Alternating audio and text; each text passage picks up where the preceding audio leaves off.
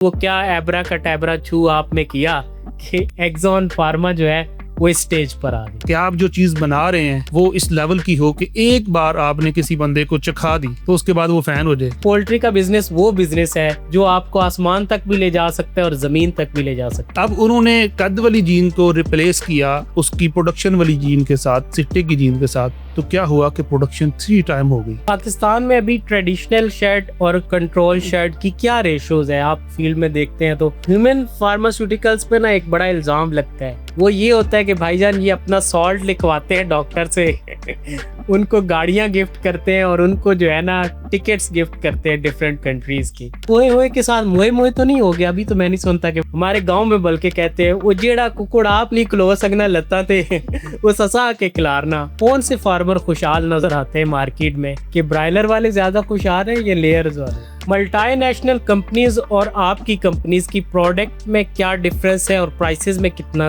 एक क्या रेंजेस है? तो अगर कोई फार्मास्यूटिकल इंडस्ट्रीज शुरू करना चाहता है कंपनी प्रोडक्शन किसी में, तो मिनिमम कितनी इन्वेस्टमेंट से वो एंटर हो सकता? निसार भाई एक डॉक्टर साहब हैं, उनको ना रात को एक सपना आता है, ठीक है, सुबह उठते हैं कहते हैं जी हिदवाना खाना छाड़ दो, हिदवाने च है मसला है। कुछ लोग डर का बिजनेस करते हैं। दुम्बा अगर 6 माह में 25 किलो का हो सकता है तो मुर्गी 40 दिन में 2.5 किलो की कैसे नहीं हो सकती? निसार भाई आपके सर्कल में एक पिक्चर बड़ी वायरल हुई, मेरी भी नजरों से काफी दफा गुजरी कि निसार भाई जो हैं वो प्रेसिडेंट से अवार्ड ले रहे हैं। हमारे यहाँ ना अक्सर एक ट्रेंड चल चुका है कि वालदैन के पैसों पे डिग्री करनी है और डिग्री के बाद फिर सोचना है कि हमने क्या करना है। हुण पता लग गया तुम्हारी CGPA इतनी ज्यादा क्यों सी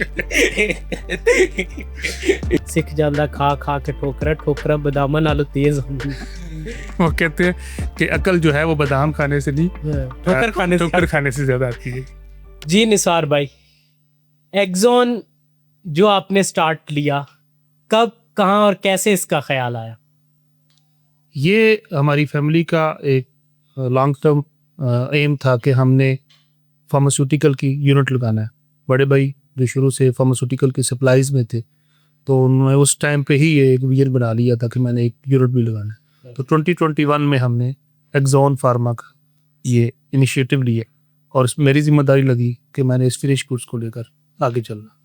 जब आपने शुरू किया तो कैसे माइंड में आया कि इसका नाम एक्सॉन ही रखना है?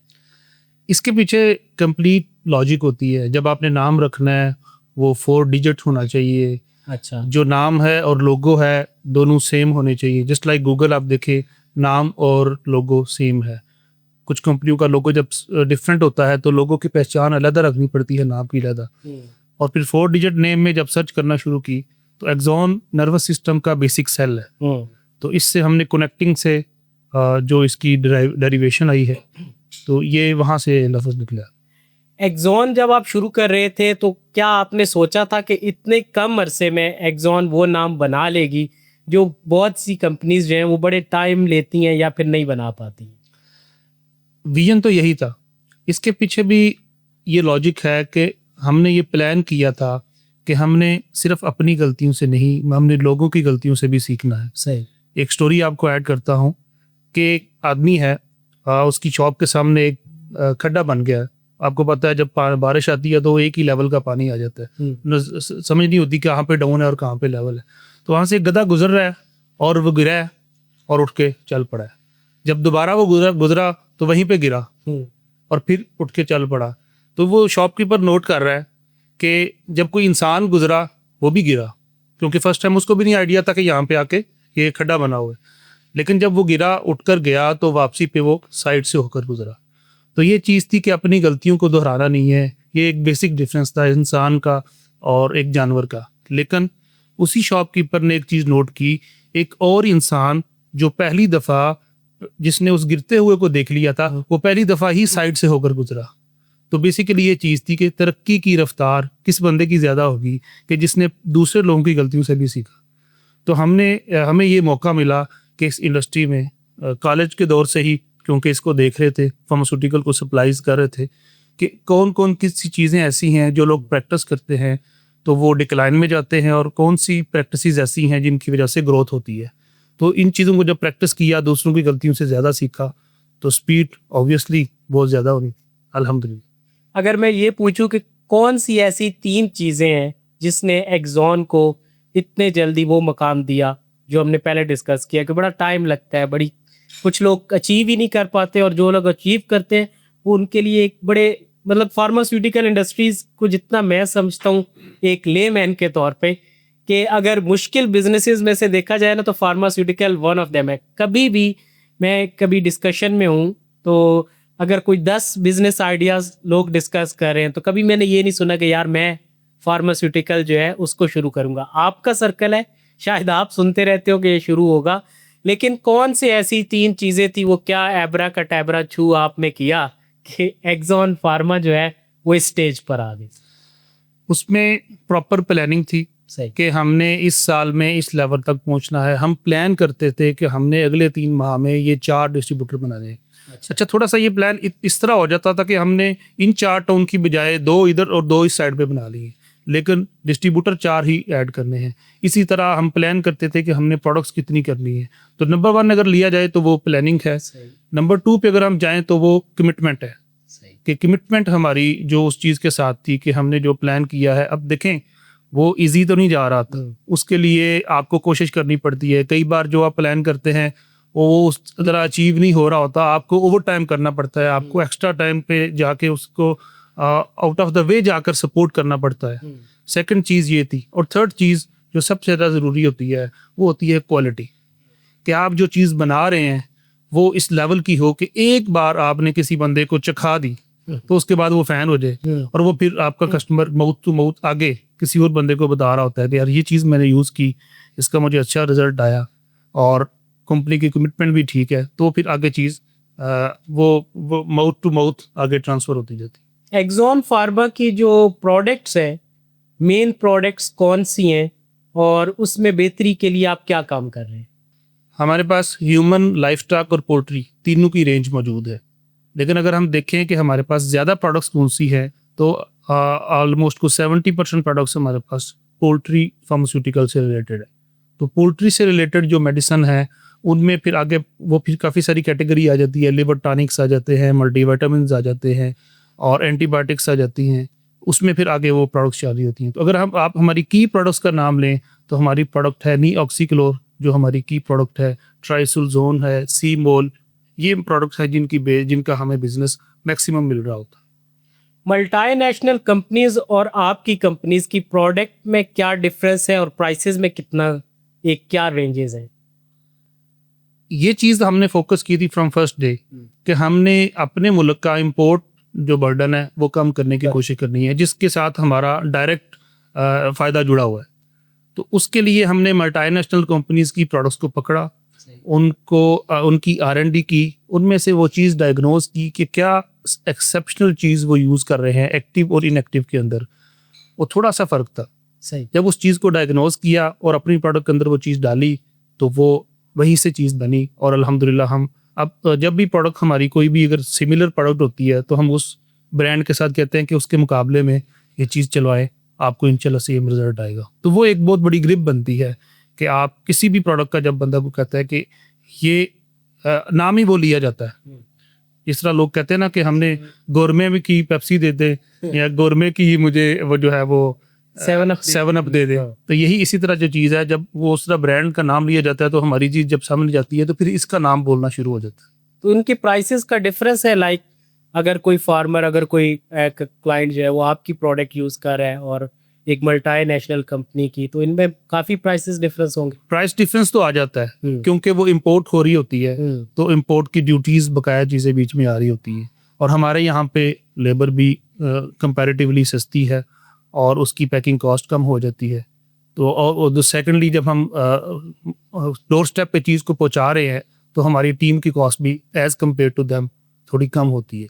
कस्टमर को उसके डोर स्टेप पे क्वालिटी की और सस्ती चीज़ मिलती है।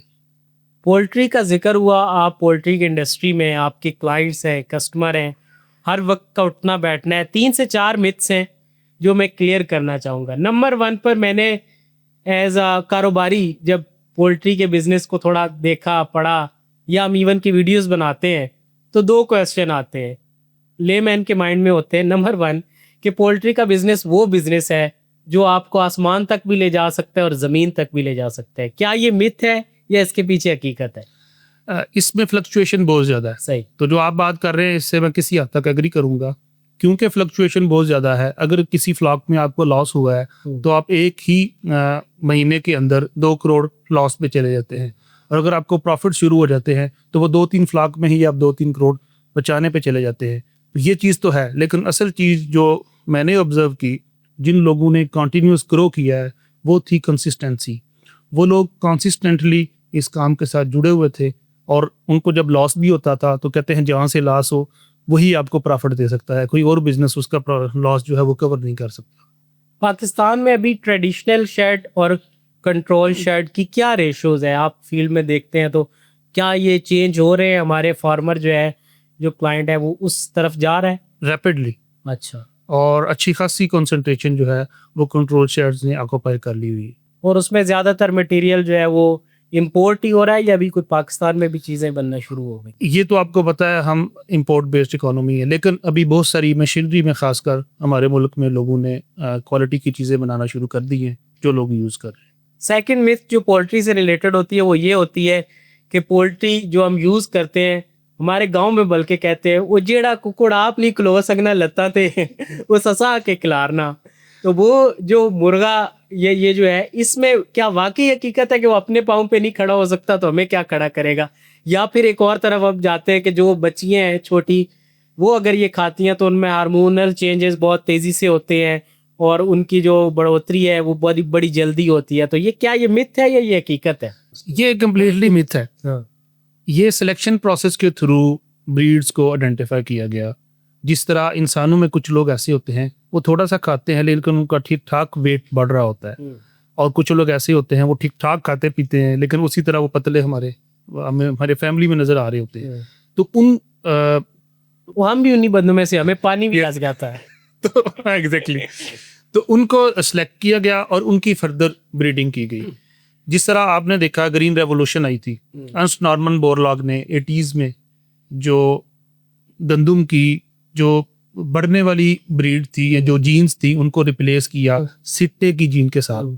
तो आपने हमारे इवन तो हमारे मुल्क में, मैं जिस दिन ये टॉपिक पढ़ा मैं वाला साहब से जाकर इसको एंडोर्स करवाया, वो कहते हैं वाकई इससे पहले ना बहुत बड़े कद वाली गंदम होती थी। फिर जब उन्होंने कहा कि 80s के बाद क्या हुआ, तो पूरे एकड़ सिट्टा बहुत थोड़ा होता था, पूरे एकड़ च 15 मन 15 एग्जैक्टली 15 मन अबू ने बोला। तो कहते हैं 15 मन मैक्सिमम जो है उसकी प्रोडक्शन होती थी, यील्ड, और इतना अच्छा खासा कद होता था। और अक्सर वो अगर उन दिनों आंधी चली है तो वो लेट भी जाती थी। ज़ाहिर बात है। अब उन्होंने कद वाली जीन को रिप्लेस किया उसकी प्रोडक्शन वाली जीन के साथ, सिट्टे की जीन के साथ। तो क्या हुआ कि प्रोडक्शन 3 टाइम हो गई, बल्कि इन दिनों तो आप देख रहे होंगे 4 to 5 टाइम उसकी प्रोडक्शन ले रहे होते हैं।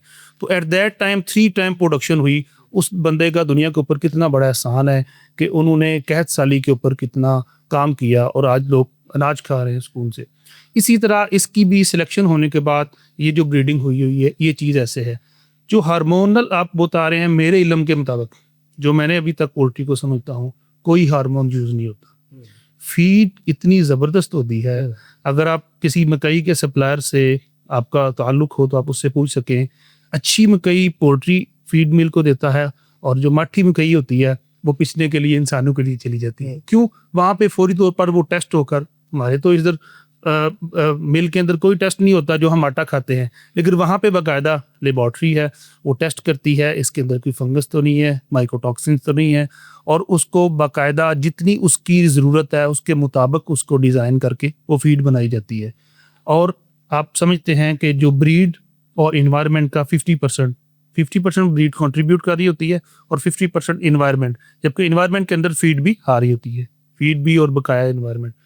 तो उसके अंदर जो फीड दी जाती है उसके अंदर कुछ इंजाइम्स, जो फाइटेज इंजाइम हमारे होते हैं, वो यूज़ किए जाते हैं, जो फर्दर जो 80% फीड कंज्यूम हो रही थी उसको भी 5-6% मजीद बढ़ा देते हैं।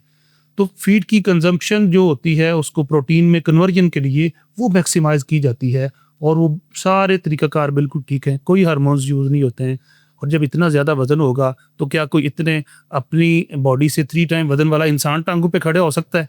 वो भी तो इसी तरह ही होता है, लटका हुआ। तो इसका भी वज़न अगर ज़्यादा होगा तो उसके लिए भी टांगों पे खड़ा होना मुश्किल होता है, लेकिन वो भाग भी रही होती है, खा भी रही होती है। तो पोल्ट्री, आप जितने भी पोल्ट्री फार्मर्स हैं, जब उनका फ्लाक मुकम्मल होता है, मैं खुद कई बार शामिल हुआ हूँ, वो तिक्का पार्टी करते हैं, वो खुद भी खा रहे होते हैं, हम भी वहाँ पे खा रहे होते हैं। तो अगर उसमें कोई ऐसी जैसी चीज़ हो तो वो उसको कंज्यूम क्यों करें?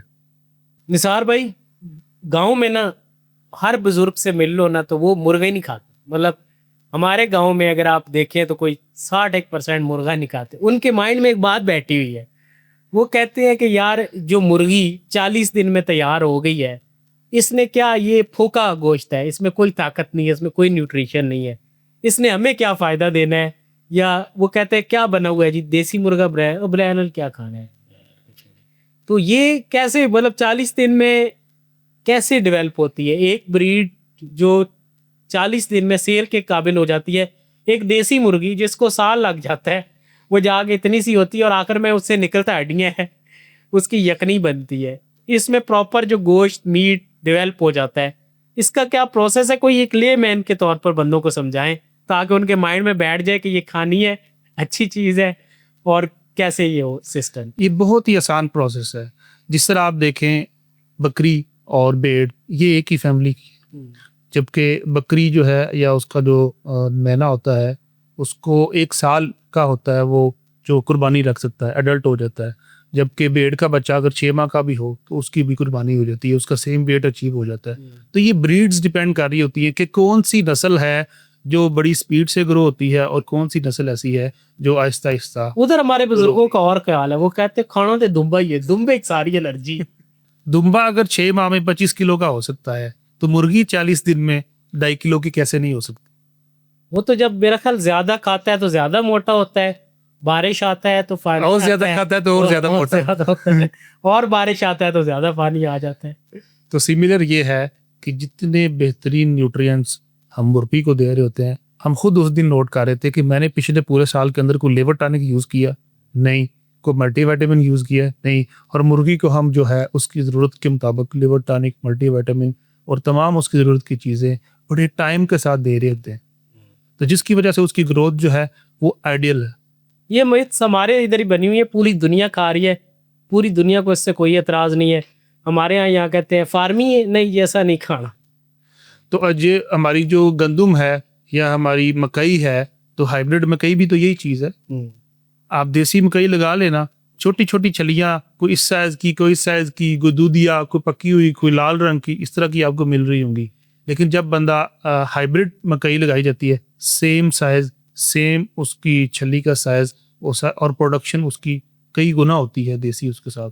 तो सेम यही चीज़ है इसमें। आपके कहने का मतलब है कि जिसका कांच चिट्टा है उसका चिट्टा ही रहना है। जितनी बातें हम बता लेंगे, लेकिन लोगों को खाना चाहिए। एक इंडस्ट्री है और इसमें न्यूट्रिशन है, एक जल्दी तैयार होने वाली प्रोडक्ट है, तो मुर्गे से कोई दुश्मनी मत करे भाई। अच्छा, मैं आपको अंदर की बात बताऊँ, सारे लोग खाते हैं, खुश होकर खाते हैं, बातें करना अलग बात है, ठीक है। एक चीज़, देसी मुर्ग का एक अपना टेस्ट है और ब्रॉयलर का एक अपना टेस्ट है, तो टेस्ट में डिफरेंस तो ज़रूर है। मटन हम खाते हैं, उसका एक अपना टेस्ट है, लेकिन खा सारे रहे होते हैं। इतनी ज़्यादा डिमांड है माशाल्लाह, इतनी ज़्यादा पॉपुलेशन हो रही है, इतने ज़्यादा लोग इसके साथ। अभी टन्स में बताना शुरू करें तो कितने मैट्रिक टन्स हम खा जाते होंगे। और हम अभी दुनिया के 11th जो लार्जेस्ट पोल्ट्री प्रोडक्शन वाला मुल्क बन चुके हैं। कंज्यूमर भी फिर होंगे। एग्जैक्टली, कंज्यूमर तो इधर ही है, एक्सपोर्ट तो मेरी वो है ही बहुत थोड़ी। ब्रायलर और लेयर, दो ब्रीड जो, कौन से फार्मर खुशहाल नजर आते हैं मार्केट में, कि ब्रायलर वाले ज्यादा खुशहाल हैं या लेयर्स वाले? इसमें डिपेंड कर रहा होता है कि आजकल डिमांड एंड सप्लाई किस चीज़ की ज़्यादा है। तो दिसंबर एंड में या जनवरी में लेयर के अंडे का रेट बहुत ज़्यादा था, वो इंजॉय कर रहे थे बहुत ज़्यादा। लेकिन जनवरी मिड के बाद एकदम उसका जब रेट डाउन हुआ है, आपने देखा इस साल सर्दी नहीं आ रही थी, जनवरी भी गुजर गया तो उस तरह सर्दी नहीं पड़ी, तो एकदम जब डाउन हुआ तो लेयर वाले परेशान हो गए। ब्रॉयलर का रेट उन दिनों अच्छा चल रहा था। तो ये तो डिपेंड कर रहा होता है डिमांड एंड सप्लाई। मुझसे कोई बंदा पूछ रहा था, मेरे पास 200 रुपये है, कौन सा बिजनेस शुरू करें? मैंने उसे कहा सर्दियां हैं भाई, गर्म अंडे बेच। बिल्कुल सही। तो गर्मी सर्दियों में वाकई जो है वो अंडे का रेट और वो चीज़ें बेहतर हो जाती हैं। हाँ। मतलब इसमें दोनों कंपैरिजन चलते रहते हैं, कभी वो ऊपर चले गए हैं और तो कभी वो। तो क्या ये कोई फार्मर, ज्यादातर वो भी हैं जो ये दोनों काम एक साथ करें या फिर मेजॉरिटी लोग ऐसे हैं जिन्होंने डाइवर्सिफिकेशन की हुई है अपने बिजनेस के अंदर, उन्होंने ब्रॉयलर और लेयर दोनों की काम कर रहे हैं। एक फार्मास्यूटिकल इंडस्ट्री या कंपनी स्टैंड करने के लिए हम सबसे क्वेश्चन करते हैं जो भी बिजनेसमैन आते हैं, ताकि कारोबारी पॉडकास्ट है ना, लोगों को पता चले कि अगर ये कारोबार हमने शुरू करना है तो क्या हो सकता है। तो अगर कोई फार्मास्यूटिकल इंडस्ट्रीज शुरू करना चाहता है, कंपनी प्रोडक्शन किसी में, तो मिनिमम कितनी इन्वेस्टमेंट से वो एंटर हो सकते हैं? असल काम इन्वेस्टमेंट लगाना नहीं है, असल काम होता है आपको काम आता है। सही। अगर आपको काम आता है तो आप थोड़ी इन्वेस्टमेंट से भी बिजनेस को बहुत ऊपर ले जा सकते हैं। लेकिन अगर आपको काम आता नहीं है तो आप जितनी मर्जी इन्वेस्टमेंट लगा दें, वो एट द एंड वो डाउन होनी ही होनी है, क्योंकि आपको पता नहीं है कौन सी चीज़ को कहाँ पे फिट करना है। तो सबसे ज़्यादा अगर डिपेंड आप मेरे से सवाल पूछें तो मैं आपको बोलूँगा स्किल सेट और हाउ टू वर्क, ये वाली चीज़ अगर है तो आपका बिजनेस जो है वो बेहतर हो सकता है। बाकी जब बिजनेस कोई भी शुरू किया जाता है तो उसको कितना बड़े लेवल पे आपने करना है, उतनी ज़्यादा इन्वेस्टमेंट चाहिए होगी। आप छोटे लेवल से शुरू करें तो थोड़ी इन्वेस्टमेंट से लोगों ने शुरू किया और माशाल्लाह अच्छे बिजनेस बना रही है। एक अगर हम डिजिट पे जाना चाहें, मिस कोई रफ एक रेंज कि इतने पैसों से शुरू हो सकता। एक्सॉन फार्मा ने जो फैक्ट्री परचेज की थी वो ऑलमोस्ट 400 मिलियन की हमने परचेज की थी 2022। सही, ये तो तुसी बहुत बड़ी गाल करती है। कोई उसमें अगर कम पैसों से आना चाहे, मेरे जो मोस्टली देखने वाले व्यूअर्स हैं, यूजर हैं, वो ये कह रहे होते हैं कि मेरे पास 20 लाख है, 30 लाख है, क्या इस पैसे से इस इंडस्ट्री में किसी तरह एंटर हुआ जा सकता है? इंडस्ट्री में तो बहुत ज्यादा ऑप्शंस मौजूद है। आप अगर फैक्ट्री की बात कर रहे हैं तो मैंने आपको बताया है, इंडस्ट्री आपके पास अगर थोड़े पैसे भी हैं तो आप इंडस्ट्री में उस लेवल से काम शुरू कर सकते हैं। सही है। आप ट्रेडर से काम शुरू कर सकते हैं, आप एक सेल्स पर्सन से काम शुरू कर सकते हैं। अगर आपके पास थोड़ी और स्किल सेट भी हो गया और थोड़ी सी आपके पास इन्वेस्टमेंट आ गई है तो आप डिस्ट्रीब्यूटर बन सकते हैं। और इससे अगर आप ऊपर आपको समझ आ गया तो आप बड़े डिस्ट्रीब्यूटर बन जाते हैं। आप आगे सब डिस्ट्रीब्यूटर कुछ रख लेते हैं, सोल डिस्ट्रीब्यूटर उसे कहते हैं। तो ये तो डिफरेंट कैटेगरीज हैं, हम जो करते जाते हैं। ह्यूमन फार्मास्यूटिकल्स पे ना एक बड़ा इल्जाम लगता है, वो ये होता है कि भाईजान ये अपना सॉल्ट लिखवाते हैं डॉक्टर से, उनको गाड़ियां गिफ्ट करते हैं और उनको जो है ना टिकट्स गिफ्ट करते हैं डिफरेंट कंट्रीज की। आपकी इंडस्ट्रीज में भी सॉल्ट कौन रिकमेंड करता है और कितने हद तक ये हकीकत है? बड़ा कोड़ा क्वेश्चन है। ये डिपेंड कर रहा होता है उस कंपनी के ऊपर और उस एरिया के डिस्ट्रीब्यूटर के ऊपर कि वो अपने एरिया के डॉक्टर्स को किस तरह टैकल करता है। हर इंडस्ट्री के अंदर अच्छे लोग भी हैं और हर इंडस्ट्री के अंदर बहुत ज़्यादा अच्छे लोग भी हैं। तो आपने डिपेंड करना, आपने वहाँ पे सर्च करना होता है कि आपने कौन से लोगों को सर्च करना है। हाँ, वो जो लोग जो बाईपास करके इस चीज़ को करवाते हैं, वो उनकी चीज़ टेम्परेरी ऊपर तो जाती है लेकिन लॉन्ग टर्म पर चल नहीं सकती। जो लोग हमारी टीम क्या करती है, वो कॉन्टीन्यूसली नॉकिंग कर रही होती है डॉक्टर्स को, और हम उनको गिफ्टिंग क्या करते हैं, हम सैम्पलिंग कर रहे होते हैं ये वाली जो प्रोडक्ट्स हैं। तो जब वो उनको चेक करते हैं रैंडमली, जब कभी उसको वो दूसरी चीज़ अवेलेबल नहीं है वो अपनी हमारी चेक करवाता है तो उसको रिजल्ट्स अच्छे आते हैं। तो फिर ये डॉक्टर की मजबूरी बन जाती है कि वो बकाया प्रोडक्ट के साथ कोई ना कोई एक अच्छी चीज़ भी लिखेगा जिसके ऊपर उसको श्योर होगा कि ये रिजल्ट देगी और मेरा मरीज ठीक होगा। तो आपने अपनी कंपनी को उस कैटेगरी में लेकर जाना है। इसके लिए टाइम लगता है लेकिन लॉन्ग टर्म इसके अंदर वो बिजनेस मौजूद होता है। फार्मास्यूटिकल इंडस्ट्रीज जो है अपनी मार्केटिंग कैसे करती है? कौन से वेज हैं, किन वेज में करती हैं? लाइक इलेक्ट्रॉनिक मीडिया है, प्रिंट मीडिया है, या फिर सबसे बड़ी मार्केटिंग कस्टमर के पास, क्लाइंट के पास, फार्मर के पास जाना है और अपनी प्रोडक्ट का सैंपल देना है और वो मार्केट है? सारी चीज़ें मैटर कर रही होती है। जब कोई ब्रांड लॉन्च होता है, आपको अगर याद हो, मैंने ये लॉन्चिंग बड़ी करीब होकर देखी थी। ओए होए एक ब्रांड आया था हमारे पास चिप्स का, तो हमने टीवी के ऊपर देखा ऐड चल रहा है ओए होए, हमने कहा ये क्या चीज़ है। बाहर निकले, चांदनी चौक के ऊपर बहुत बड़ा साइन बोर्ड लगा हुआ है, उसके ऊपर भी ओए होए लगा हुआ है। वहाँ से निकले, न्यूज़पेपर देखा तो न्यूज़पेपर के ऊपर भी ऐड आया हुआ था। यूट्यूब खोली है, वहाँ पे भी ऐड होगा, फेसबुक खोलेंगे वहाँ पे भी ऐड होगा। तो आप जब सारी साइडों से कवर होकर अगले बंदे को वो चीज़ बार बार याद कराएंगे, तो मैंने ये सोचा था कि एक बार चेक करता हूँ ये चीज़ क्या है। जब वो चीज़ अच्छी निकली है तो बंदा उसका रिपीट कस्टमर बन जाता है। ओए होए के साथ मोए मोए तो नहीं हो गया? अभी तो मैं नहीं सुनता कि दैट वाज देयर प्लानिंग, कि उन्होंने मार्केट को किस तरह प्लान किया। एक बार तो लोगों ने चखा, उसके बाद उन्होंने अब अगला पॉइंट आ गया कि एक बार चखा और फिर नहीं लिया। हाँ जी, उसके बाद उनको वो, क्योंकि एक बार चखने से इतनी ज़्यादा डिमांड आ गई थी पूरे मुल्क के अंदर कि वो उसको फौरी तौर पर कवर नहीं कर पा रहे थे। और एट दैट टाइम उन्होंने कुछ पॉलिसीज़ जो कि करनी चाहिए थी वो मैनेज ना कर पाए, जिसकी वजह से कंपटीटर ने ओवरकम कर ली। मैं भी निसार भाई ये देख, तो कोई भी प्रोडक्ट है ना, आपकी प्रोडक्ट है, मेरी है, ओए ओए है, एक बार अगर आप मार्केटिंग अच्छी कर लेते हैं, अगर आप उस प्रोडक्ट पे काम कर लेते हैं, पैकिंग अच्छी है, प्रेजेंटेशन अच्छी है, वो ले लेता है। कोई फार्मर है, कोई क्लाइंट है, कंज्यूमर है, कस्टमर है, लेकिन सेकंड टाइम जो वो लेगा ना, वो आपकी प्रोडक्ट में जान होनी चाहिए। एक्चुअल वही होता है। तो एक्सॉन फार्मा उस प्रोडक्ट में जान डालने के लिए क्या डिफरेंट कर रही है? एक्सॉन फार्मा ने पहले साल में मार्केटिंग की ही नहीं। सही। एक्सॉन फार्मा ने पहले साल के अंदर प्रोडक्ट को सेल तो करते रहे हैं, लेकिन उनके ऊपर ज़्यादा जोर नहीं लगाया। हमने प्रोडक्ट की डेवलपमेंट के ऊपर काम किया, और जब प्रोडक्ट डेवलप हो गई तो उसके बाद हमने उसको मार्केट कर दी। और वो जब मार्केट की तो फिर लोगों ने जब चेक की तो वो रिपीट कस्टमर बनते गए। और असल बात ये थी कि उस रिपीट कस्टमर ने साथ वाले को भी बताया कि मसूद साहब ये दवाई यूज़ की है, रिजल्ट बड़ा मज़ा आ गया। तो फिर वो जो माउथ टू माउथ चीज़ आगे ट्रांसफ़र होती है ना, असल चीज़ वो होती है। पीरों फ़कीरों का क्या होता है, एक बंदा कहता है कि वो होके आता है, उसको अल्लाह ताला कहीं से कोई अल्लाह के फजल से कोई बच्चा मिल जाता है, तो वो कहता है जी भाई दूसरों को पकड़ पकड़ के लेके जा रहा होता है, ऐसे जैसे एम्बेसडर बन गया होता है, या इसका कोई बीच में कमीशन है, इतने जोर से लोग लेकर जाते हैं। यही बात होती है कि उसको कुछ लोगों का फैल मिला होता है, कुछ लोगों का कमीशन होता भी है कि वो जो है ना, लेकिन प्रोडक्ट जो बंदा यूज करता है, जिसको रिजल्ट आए, वो दूसरों को गाइड करता है।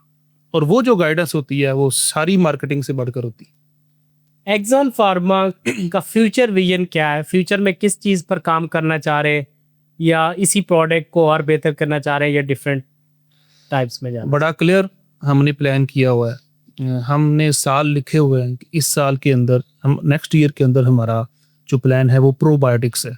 ठीक है। प्रोबायोटिक्स की प्रोडक्ट्स हमने लॉन्च करनी है, और उससे एक साल छोड़कर हमारा जो प्लान है वो बायोलॉजिकल्स है, जिसे वैक्सीन्स कहते हैं। तो हमने उसके लिए बाकायदा अपनी जगह डेडिकेट कर दी हुई है, बिल्डिंग्स तैयार हो रही हैं, ताकि वो R&D शुरू हो चुकी हुई है, ताकि वो चीज़ें अपने टाइम के ऊपर हम लॉन्च कर सकें। निसार भाई, एक डॉक्टर साहब हैं, उनको ना रात को एक सपना आता है, ठीक है, सुबह उठते हैं, कहते हैं जी हिदवाना खाना छाड़ दो, हिदवाने च है मसला है, तरबूज जो खाओगे तो मर जाओगे, ठीक है। फिर वो कहते हैं गंदम इंसान की सबसे बड़ी दुश्मन है। उसके बाद उनको मसला किसी और चीज से, पोल्ट्री से भी उनको मसला, पिछले दिनों स्ट्रॉबेरी से भी इशू आया हुआ, पोल्ट्री से उनको मसला आया, और उन्होंने कहा कि ये आपने यूज नहीं करनी है। इसके पीछे क्या लॉजिक्स होते हैं? कुछ लोग डर का बिजनेस करते हैं। पाकिस्तान में बड़ा वो कामयाब, बहुत ज़्यादा कामयाब होता है। उनको व्यूज़ चाहिए होते हैं। जिस तरह पिछले दिनों स्ट्रॉबेरी में इशू आया, तो आपने स्ट्रॉबेरी जैसे ही देखते हैं तो आपके ज़हन में वो आ जाता है कि ये इसके अंदर कहीं वो पेस्टिसाइड तो नहीं नजर आ रहा, उसका इस्तेमाल कम हुआ, 150-200 रुपए में मेरा ख्याल अच्छी जो है उनका बिजनेस खराब हुआ। यही चीज़ पोल्ट्री के साथ साहब ने की थी। इन लोगों ने अल्टीमेटली अपनी प्रोडक्ट्स लॉन्च करनी थी, और लोगों को बाकी चीज़ों से मुतनफ़र कर रहे हैं। और देखिए साथ साथ व्यूज़ भी बहुत ज़्यादा मिल रहे होते हैं। आप तो इस इंडस्ट्री के साथ वाबस्ता हैं। 550,000 व्यू आंदा है, गल्ला पता नहीं सिद्धियां कर रही हैं। तो आप अगर ऐसी चीज ऐड करेंगे तो आप देखिए कि आपके अगली दफा मैं भी कंटेंट लिखता हूँ जी, मैं कहता हूँ आटा खाओगे मर जाओगे। फिर मैं शुरू कर दूंगा कि कारोबारी मल्टी ग्रेन्स, एग्जैक्टली ये इतने में दस्तयाब है, आप लोग लें और इसको एंजॉय करें। बिल्कुल, ये डर का बिजनेस है और बहुत सारे लोग इसको कर रहे हैं। असल मसला ये है कि हमारी बोली अवाम इसके पीछे लगकर नुकसान करती हैं, अपना भी और बहुत सारे बिजनेसमैन का। मेन जो फार्मर है, जो ऑलरेडी इस मुल्क में पिसा हुआ जो तबका है, मैं कहता हूँ फार्मर वाहिद बंदा है जो जिसकी प्रोडक्ट का रेट ना कोई और लगा रहा होता है। आपकी प्रोडक्ट है ना, आप खुद लिखते हैं भाई मार्केट रेट, मेरी जो ड्रॉप्स हैं या मेरी ये चीज़ है उसका मार्केट रेट 5,000 है, 4,000 है, एक MRP डिसाइड हो जाती है। फार्मर लेके जाता है अपनी प्रोडक्ट और अगला बंदा कह रहा होता है 3 रुपए किलो इसको ये, और उसी को फिर हम टारगेट कर रहे हैं। और वो किस लिए टारगेट कर रहे हैं? ताकि अपने नाम ने आज ब्रांड्स खड़े करें, अपने जो है पैसे कमाएं। जो चीज़ हम दूसरों को इंडिकेट करते हैं ना, फलाना फैमिली बेच रहा है, फलाना ये कर रहा है, मैं खुद भी देखना चाहिए कि हम क्या करें। अपने हद तक बेहतर करते रहेंगे तो चीज़ें जो है इस मुल्क में, और ये मुल्क भी बेहतर हो जाएगा और चीज़ें भी। और इसमें सबसे ज़्यादा सफ़र, आप बिल्कुल ठीक कह रहे हैं, फार्मर करता है, क्योंकि उसके पास पेरिशेबल चीज़ें होती हैं। और जितनी ज़्यादा पेरिशेबल चीज़ है, स्पेशली अगर लाइफ स्टॉक है, पोल्ट्री है या लाइव जानवर है, तो वो उनको ज़्यादा देर, पोल्ट्री को तो आप ज़्यादा देर रख ही नहीं सकते। उसकी अच्छी खासी फीड पड़ रही होती है, और वहाँ पे अगर उसकी उन दिनों जो वेट गेन हो रहा होता है वो बहुत ज़्यादा हो रहा होता है। आप उतने एक स्पेसिफिक शेड के अंदर एक स्पेसिफिक क्वांटिटी से ज़्यादा बर्ड्स रख ही नहीं सकते हैं। एक स्पेसिफिक वेट से ज़्यादा लोग आप वो बर्ड्स को उसके अंदर स्टोर ही नहीं कर सकते हैं, रिटेन ही नहीं कर सकते हैं। तो वहाँ पर आकर मजबूरन फार्मर सेल करता है। और वो आप वाली बात कि अगला बंदा रेट लगा रहा होता है। मैं सून वैली से हूँ, हमारे यहाँ वेजिटेबल प्रोडक्शन बहुत मशहूर है। गोभी, धनिया, मिर्चें, शिमला मिर्च, ये हमारी मेन प्रोडक्ट्स हैं। और फार्मर जब वहाँ से एक मजदे का किराया भर के रावलपिंडी में, लाहौर में, फैसलाबाद में अपनी प्रोडक्ट ले आता है और यहाँ पर जो है वो बेचता है। एक हमारे गांव में ना एक बंदा है, अफसर उसका नाम है, वो बड़ा मशहूर बंदा है।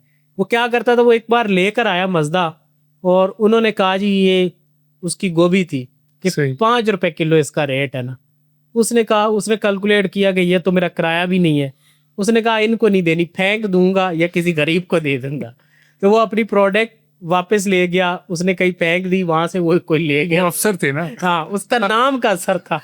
लेकिन वही बात है कि प्रोडक्ट जो है ना उसका जब इस तरह होगा तो बड़ा नुकसान हमारे बहुत ज्यादा फार्मर्स का होगा, जो कि हम नहीं देख रहे होते अपने व्यूज की खातिर। हाँ। या उसकी खातिर हमने तो बना देना है। आजकल ना अभी रमजान में जो रिसेंट ट्रेंड्स चले हुई हैं, मैं मतलब स्क्रॉलिंग कर रहे हैं ना, ऊपर आ रहा है पकौड़े सबसे अच्छी गजा। मैंने कहा पे ये क्या, पकौड़े सबसे अच्छी गजा कैसे हो? ठीक है, नीचे हो गया फ्रूट चाट ना खाए वरना मौत हो सकती है। मैंने कहा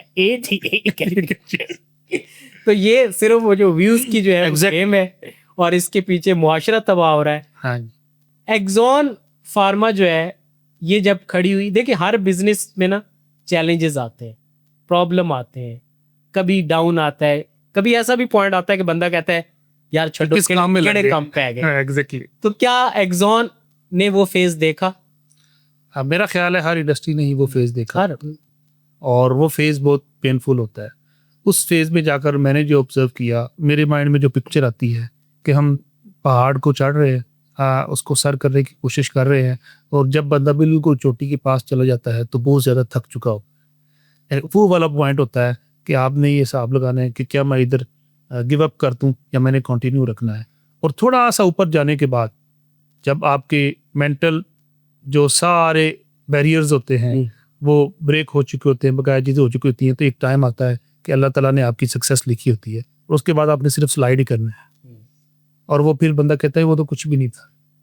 जबकि असल बात ये होती है कि आपने कंसिस्टेंट रहना है। एट दैट टाइम जब मुश्किल वक्त आया था, उस टाइम पे कोई ऐसी प्रैक्टिस नहीं करनी जो फ्यूचर में जिसको आप शेमफुल हो सके। तो जब उन चीज़ों को आपका कंसिस्टेंट रहें और क्वालिटी के साथ रहें और टाइम देना पड़ता है, घड़ी नहीं फिर देखी जाती। इसी की कंटिन्यूटी में ही मेरा वो सवाल है कि जब एक बिजनेसमैन का बिजनेस तबाह हो रहा होता है, तबाह से मतलब कि ख़त्म हो रहा होता है, लॉसेज हो रहे होते हैं, तो कौन सी ऐसी 2 से 3 चीज़ें हैं अगर वो उनको कर ले तो उसका बिजनेस भी बच जाएगा और फिर वो आप वाली स्लाइड भी जो है वहाँ तक भी पहुँचे? इसके लिए मैं आपको बड़ा स्ट्रांगली रिकमेंड करता हूँ मिरेकल मॉर्निंग, हेल एलरॉड की एक बुक है। मैं वैसे बुक रीडिंग में बहुत अच्छा नहीं हूँ, लेकिन मैं लिसनिंग कर लेता हूँ। और उन सब लोगों का थैंक यू जिन्होंने व्लॉग बनाए हुए हैं बुक्स की समरी के ऊपर। तो एक इंडिया के काफ़ी सारे हमारे दोस्त हैं, पाकिस्तान में भी कुछ लोगों ने काम शुरू कर दिया है कि उन बुक्स की समरी बताते हैं। तो हेल एलरॉड की जो बुक है जिसमें 6 मॉर्निंग हैबिट्स के बारे में बताया जाता है, ये बहुत ज़रूरी चीज़ है। अगर हम इसको प्रैक्टिस करना शुरू कर दें तो इसमें आप उस जो डिफ़िकल्ट फेज़ है उसको बड़े अच्छे तरीके से टैकल कर सकते हैं। बिजनेस में जहाँ पे मुश्किलें होती हैं वहाँ पर रिवार्डिंग मूवमेंट्स भी होते हैं। बिल्कुल, एक्सॉन फार्मा के लिए, इस बिजनेस के लिए रिवार्डिंग मूवमेंट क्या था? ये वो मूवमेंट था जब उस बंदे ने, जिन्होंने स्टार्ट में हमें देखा कि यार ये बहुत सारे ऐसे लोग देखे हैं जो लेकर बड़ा जोश के साथ आते हैं और फिर उसके बाद जाते हुए नहीं नजर आते कि किधर को निकल गए हैं। उसी बंदे ने एक जगह पे बैठकर हमारे बारे में तारीफ कर रहा था कि बहुत प्रोफेशनल नजर आए हैं और इनकी मेडिसिन भी बहुत क्वालिटी की है। तो वो जो मूवमेंट था ना, उस टाइम बंदा फूले नहीं समा रहा। निसार भाई, आपके सर्कल में एक पिक्चर बड़ी वायरल हुई, मेरी भी नज़रों से काफ़ी दफ़ा गुजरी, कि निसार भाई जो हैं वो प्रेसिडेंट से अवार्ड ले रहे, सदर आरिफ अलवी थे एट दैट टाइम में भी। तो उसके पीछे क्या स्टोरी है? वो अवार्ड किस पे था? आपकी कोई इंडिविजुअल थी या एक्सॉन को जाता है वो सहरा? वो हमारी फार्मास्यूटिकल कंपनी को जाता है। हमें बेस्ट टैक्स पेयर अवार्ड मिला था रीजन वाइज फार्मास्यूटिकल के रिलेटेड। तो हमने फार्मास्यूटिकल कंपनीज जो इस रीजन में थे उनमें से सबसे बेस्ट टैक्स दिया था। उसमें हमारी अच्छी इंपोर्ट है, लेकिन हमारा जो सेल्स है और जो इंपोर्ट के दरमियान जो गैप है, जो इनकम टैक्स की रेशियो थी परसेंटेज वाइज, वो भी हमने अच्छी पे की हुई थी, जो कि डाटा दिया रावलपिंडी चैम्बर ऑफ कॉमर्स को FBR ने, और उसकी बेस पे उन्होंने एक इवेंट ऑर्गेनाइज किया। उसमें सारी इंडस्ट्रीज थी, स्टील मिल्स में कुछ और दोस्त आए हुए थे, ब्रीडर्स में कुछ और लोग दोस्त आए हुए थे, इसी तरह बकाया जो इंडस्ट्रीज़ हैं उनमें बकाया लोगों को, हर इंडस्ट्री के बंदे को अलग मिला था। तो फार्मास्यूटिकल इंडस्ट्री में रीजन वाइज अल्हम्दुलिल्लाह हमें बेस्ट टैक्स पे अवार्ड मिला था। ये तो बड़ी अच्छी बात है जी। पाकिस्तान में कोई भी अच्छा बिजनेस जो ग्रो करता है ना, सबसे पहला वो काम टैक्स चोरी का करता है। तो अगर कोई फर्म इस रिकॉग्निशन में जा रही है कि उसको रिकॉग्नाइज किया गया कि आप हायर टैक्स पेयर हैं रीजन के, तो ये तो आपके लिए एक, मैं समझता हूँ कि आपकी कामयाबी की वजह जो है ना, एक पॉइंट ये भी है कि आप मुल्क के साथ भी किसी न किसी तरह पे बैक करना चाहते हैं जहाँ पर आप काम कर रहे हैं, और करना भी चाहिए। मतलब जो भी लोग हैं, जो भी बिजनेसमैन है, मैं तो उनको हमेशा यही कहूँगा कि जिस मुल्क में आप बिज़नेस करें, देखिए हम जाते हैं दुबई में हम बिज़नेस करेंगे, सपोज़ हम इसके अलावा किसी भी कंट्री, UK में कर रहे हैं, ठीक है, USA में कर रहे हैं, वहाँ पर हम उनके रूल्स को फॉलो करते हैं, जो उनके टैक्सेस हैं वो देते हैं। दुबई में भी अभी टैक्सेस स्टार्ट हो चुके हैं अभी, तो वहाँ भी कोई हलवा नहीं रहा। ये जो जिनको सारों को शौक है ना कि पैसा दुबई में लेके जाना है, ये फिर देखेंगे, बिल्कुल ये फिर देखेंगे कि हुआ क्या। और वो भी सिर्फ 2% है 98 पर। हकीकत ये है कि 98% आवाम ने पाकिस्तान में रहना है, पाकिस्तान में कारोबार करना है, और ये इससे बढ़कर ये इसको झुटलाया नहीं जा सकता कि अगर आप कहें कि इस हकीकत से आप हट जाएंगे तो आप हट नहीं सकते। सबसे बढ़कर जब सबसे आसान अगर बिजनेस हम बोलें तो है ही अपने मुल्क में। निसार भाई, हमारे यहाँ ना अक्सर एक ट्रेंड चल चुका है कि वालदैन के पैसों पे डिग्री करनी है और डिग्री के बाद फिर सोचना है कि हमने क्या करना है। आपको मैं यूनिवर्सिटी टाइम से जानता हूँ, यूनिवर्सिटी से, कॉलेज से लेकर आप, तभी आपकी जो तगोदो थी ना वो शुरू हो चुकी थी। आपने ये नहीं देखा कि डिग्री हो जाएगी इसके बाद नौकरी ढूंढेंगे फिर मिलेगी, आप उसी टाइम से शुरू हो गए थे। तो क्या ये एक बड़ी वजह है आपकी कामयाबी की? मैं इस चीज़ पे बिलीव करता हूँ कि हमें FSC के बाद या FSC के दौरान वहीं से लेकर काम के अंदर आ जाना चाहिए। इसका ये नहीं मतलब कि हम स्टडी की छोड़कर काम में आ जाएं, हमें प्रैक्टिकल लाइफ में एंटर हो जाना चाहिए। हम क्या करते हैं, हम 16 ईयर एजुकेशन मुकम्मल करने के बाद सोचते हैं कि अब बिस्मिल्लाह पढ़ें, करना क्या है। तो मुझे अल्लाह के शुक्र है मौका मिला, बड़े भाई का बिज़नेस था फार्मास्यूटिकल की सप्लाईज का, तो मैं कॉलेज के बाद मुझे टेक्स्ट आ जाता था किस टाइम फ्री होना है। मैंने कहा जी 1:30 बजे कॉलेज खत्म होना है, ठीक है, इसके बाद फलां कंपनी में चला जाना, वहाँ से एक सैंपल ले आना, वो लाकर उसकी डिज़ाइनिंग करवानी। तो वहाँ से जो चीज़ें हैं ये बहुत ज़्यादा एक मौका मिला। और यूनिवर्सिटी के अंदर तो मैं जनरल ऑर्डर सप्लायर था, बाकायदा GST NTN रजिस्टर्ड, और जितने भी हमारे प्रोफेसर्स के प्रोजेक्ट्स होते थे उनको जो जनरल ऑर्डर की चीज़ें चाहिए होती थी वो सारी मैं सप्लाई करता था। डायरेक्टर स्टूडेंट अफेयर के जितने प्रोग्राम्स पता लग गया ਤੁਹਾਡੀ CGPA इतनी ज्यादा क्यों सी। डायरेक्टर स्टूडेंट अफेयर के जो प्रोग्राम थे उनको ऑर्गेनाइज करना, उनके अंदर जो सप्लाईज थी वो देना। ਤੁਸੀਂ ਇਹ ਸਪਲਾਈਜ਼ ਦੇ ਕੇ ਤੇ ਉਹ ਵਕਾਸ ਸਾਡਾ ਕਲਾਸ ਫੈਲੋ ਸੀ ਡੋਡਾ ਖਿਲਾ ਕੇ ਤੁਸੀਂ ਦੋਵਾਂ ਨੇ CGPA ਬਣਾਈਆਂ ਨੇ। ਅੱਜ ਰਾਜ ਜਿਹੜਾ ਹੈ ਨਾ ਫਾਸ਼ ਹੋ ਗਿਆ। तो वहाँ से ये बहुत ज़रा सीखने को मिला। ये एक बहुत बड़ी, मैं अल्लाह का शुक्र अदा करता हूँ, इतनी बड़ी ये ब्लेसिंग थी कि मुझे उस दौरान काम करने का मौका मिला, जो कि मेरे बड़े भाई को नहीं मिला। वो जब पढ़ रहे थे तो उनको बिज़नेस अपॉर्चुनिटी नहीं मिली, फैमिली हमारी बिज़नेस ओरिएंटेड इतनी नहीं थी, लेकिन मुझे एक मौका मिला कि मुझे एक प्लेटफॉर्म मिला जिसके अंदर मैं बैठ के मैं अब इस इंडस्ट्री को जिसमें अभी हूँ इसको कॉलेज दौर से जानता हूँ। मैं उस वक्त भी फार्मास्यूटिकल्स को देखता था कि फ़लाँ कंपनी की ये प्रोडक्ट्स आ रही हैं, उस वक्त भी हम न्यू मेडिसिन के जो है वो सप्लाईज दे रहे होते थे, वो चीज़ें समझ आ रही होती थी, जिसकी वजह से एक बेस जो है इंडस्ट्री को बढ़ते वो ऊपर नीचे होते हुए देखा, और आज उसका बहुत ज़्यादा फ़ायदा हो रहा है।